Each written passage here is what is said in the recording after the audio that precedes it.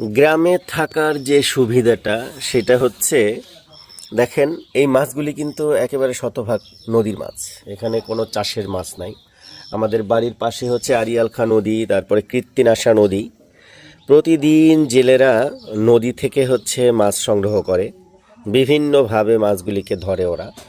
তো এটা হচ্ছে সেই নদীর মাছ। আবার আমার ঠিক বাড়ির পাশ দিয়ে বয়ে গেছে খাল। তো এই তিনটা জায়গাতেই হচ্ছে জেলেরা মাছ ধরে, এবং এইটা হচ্ছে সেই জেলেদের ধরা নদীর মাছ।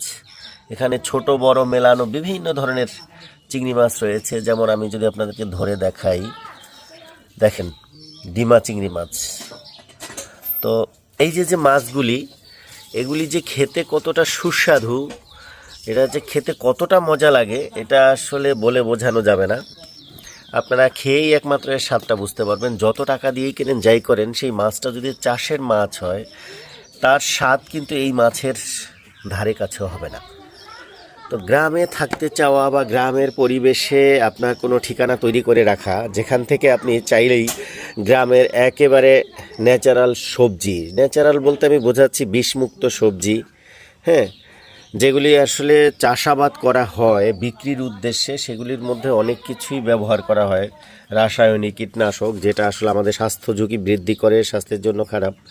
তো সেগুলি মুক্ত সবজি যদি চান, নিজের বাড়ির আঙিনায়, গ্রামের বাড়ির আঙিনায় যতটুকু জায়গা আছে, চেষ্টা করেন খরচ করে হলেও অল্প পরিসরে সেই জায়গাটাকে রেডি করে ফল ফসল করার, যা আপনাকে দিন শেষে এরকম স্যাটিসফ্যাকশনের জায়গা তৈরি করে দিবে যে গ্রামের গাছের ফল, নিজের বাড়ির সবজি, এবং পাশাপাশি এইভাবে গ্রামের নদীর মাছ।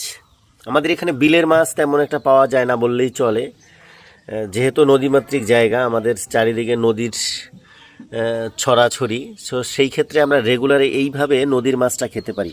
যদিও নদীর মাছটার দামটা অনেক বেশি, আসলে এর মানে কোয়ালিটি বা এর যদি ডিমান্ডের কথা বলি, যে আসলে এই মাছ যারা হাতের কাছে পাবে তারা পকেটে টাকা থাকলে কখনো না করবে না।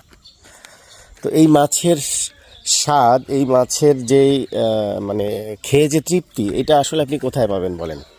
দেখেন, আমি আমার বাড়ির পাশেই এই যে পুকুর করেছি। আমার খুব স্বপ্ন বা ইচ্ছা ছিল যে আমি এইভাবেই নিজের বাড়িতে নিজেদের খাওয়ার জন্য আমি আসলে এগুলো করতে চাই। তো সেই স্বপ্নের জায়গা থেকেই আস্তে আস্তে দেখেন, এটা হচ্ছে আমার খামার, কৃষি খামার, যে খামারটা হচ্ছে এখন অনেক বড়।